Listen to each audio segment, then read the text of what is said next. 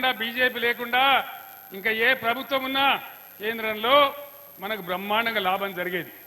తెలంగాణ భారీగా నష్టపడ్డదే భారతీయ జనతా పార్టీ కేంద్ర ప్రభుత్వం వల్ల.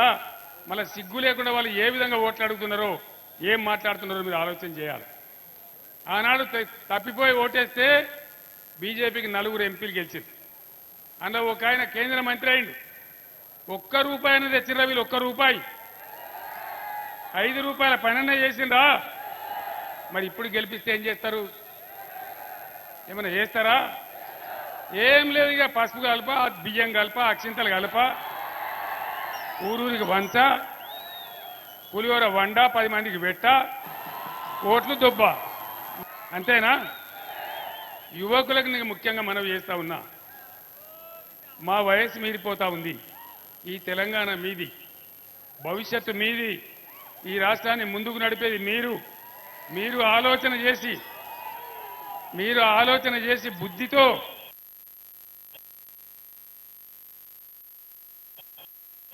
ఏం జరుగుతా ఉంది ఈ పార్లమెంట్ ఎలక్షన్లో, ఎవరు గెలిస్తే ఈ రాష్ట్రానికి లాభం, ఎవరి వల్ల మనకు మేలు అనేది ఆలోచన చేసేయాలి. ఇక కాంగ్రెస్ పార్టీ తెలంగాణకు 1956 నుంచి ఇప్పటిదాకా మన శత్రువే కాంగ్రెస్ పార్టీ. ఉన్న తెలంగాణను ఊడగొట్టి ముంచిందే కాంగ్రెస్ పార్టీ. 58 ఏళ్ళు గోసపడ్డం. భువనగిరి ప్రాంతం, ఆలేరు ప్రాంతం, జనగామ ప్రాంతం ఎంత గోసలో ఉండే. నీళ్ళ వ్యాపారాలు ఉంటుండే, ట్యాంకర్లు ఉంటుండే, బిందెలు పట్టుకొని మోసుడు ఉంటుండే.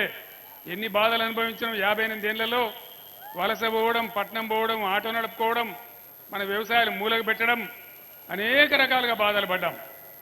ఆనాడు ఎవరు లేకపోయినా, ఎవరు ధైర్యం చేయకపోయినా ఖచ్చితంగా ఈ తెలంగాణ విముక్తి కావాలి, ఇది సొంత రాష్ట్రం కావాలి, బ్రహ్మాండంగా ఉండాలని నేను ఒక్కని, నాతో పాటు జగదీష్ రెడ్డి లాంటి 10 మంది పిడికడ మంది మిత్రులతోని ఆనాడు ఎవడు లేకపోయినా మిమ్మల్ని నమ్ముకొని నేను ఉద్యమం ప్రారంభించిన. 15 సంవత్సరాలు నిరాఘాటంగా కొట్లాడి చివరికి చావు నోట్లో తలకాయ పెట్టి నిమ్స్ దవాఖానలో నేను చచ్చిపోతానో బతనో అనే టైం దాకా కొట్లాడితే అట్లా తెలంగాణ రాష్ట్రం వచ్చింది. మీరు ఎక్కడి వాళ్ళు అక్కడ విజృంభిస్తే, మీరందరూ పులిలా కొట్లాడితే, నేను చస్తనో బతనో ఆందోళన మీరు ఆందోళన చేస్తే ఆనాడు తల వంచి తెలంగాణ ఇచ్చింది. తర్వాత మనకు అధికారం వచ్చింది. 10 సంవత్సరాలు నడిపినాం.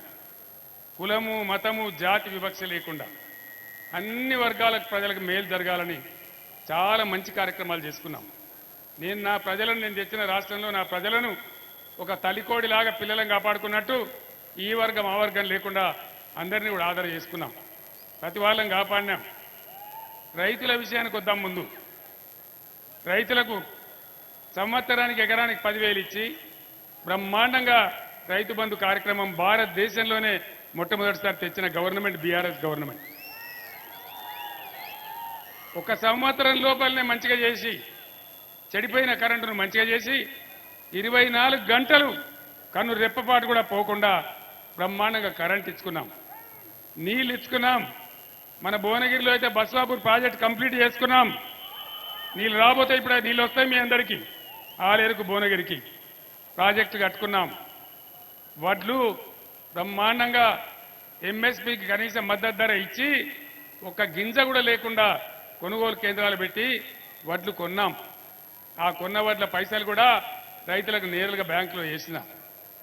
ఇలా కాంగ్రెస్ ఏం చేసింది? అడ్డగోలు హామీలు ఇచ్చింది. అడ్డగోలుగా హామీలు ఇచ్చి కేసీఆర్ 10,000 ఇస్తాడు కదా, మేము 15,000 ఇస్తాం. కేసీఆర్ 1,00,000 మాఫీ చేసిండు కదా, మేము 2 లక్షలు మాఫీ చేస్తాం చెప్పిండ్రా? రైతు బంధు అందరికి వచ్చిందా? రాలేదా? ఇది ప్రజల మాట, నేను చెప్తలేను. రాలేదు కదా. ఉంటుందో ఊడగొడతారో అది కూడా తెలుస్తలేదు. 5 ఎకరాలకే ఇస్తాం, 3 ఎకరాలకే ఇస్తాం. నీ అబ్బా జాగిరి పోతుందా? నీ ముల్లేమైనా పోతుందా? రైతులకు ఏమైనా బెంచ్ కార్లు ఉన్నాయా? రైతుల దగ్గర ఏమైనా కోట్ల రూపాయల ఆస్తులు ఉన్నాయా? 5 ఎకరాలకు ఎత్తామంటే 6వ ఎకరం ఒకటి ఎటు పోవాలి? 7 ఎకరాల నోటి ఎటు పోవాలి? ఒక దెబ్బ అది పెట్టినరు. తర్వాత ప్రాజెక్టులో నీళ్ళు ఇచ్చే కాడ నీళ్ళు సరిగ్గా ఇయ్యలే. అట్లా పంటలు ఎండబెట్టిండ్రు. మంచిగా నడిచిన కరెంటు నాశనం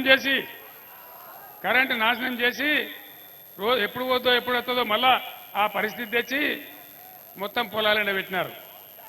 మాయమైపోయిన బోరు బండ్లు మళ్ళా ఊర్లలోకి వచ్చినాయి. క్రేన్లు పెట్టి పూడికలు బాయిలు తీసేటువంటి క్రేన్లు మళ్ళా ఊర్లలోకి వచ్చినాయి. ఇది సమంజసమేనా? అటు రైతు బంధు ఇయ్యలే, రైతు బీమా కూడా ఉంటుందో ఊడగొడతారో తెలియదు, కరెంటు సరిగ్గా ఇయ్యలే. చివరి కష్టపడి 4 వేసినోడు 2 ఎకరాలు పండితే, 5 వేసినోడికి ఎకరం పండితే, 2 వేసినోడికి 1 ఎకరం పోయి ఇంకొక ఎకరం పండితే ఇలా కొనుగోలు కేంద్రాన్ని తీసుకపోతే దానికి కొనే దిక్కు లేదు. తడిసిపోయే కాడ తడిసిపోతా ఉన్నాయి. ధర సరిగ్గా ఇస్తలేరు. మిల్లర్ల దగ్గర వీళ్ళు కమిషన్లు దొబ్బి మిల్లర్ల దగ్గర చేసిన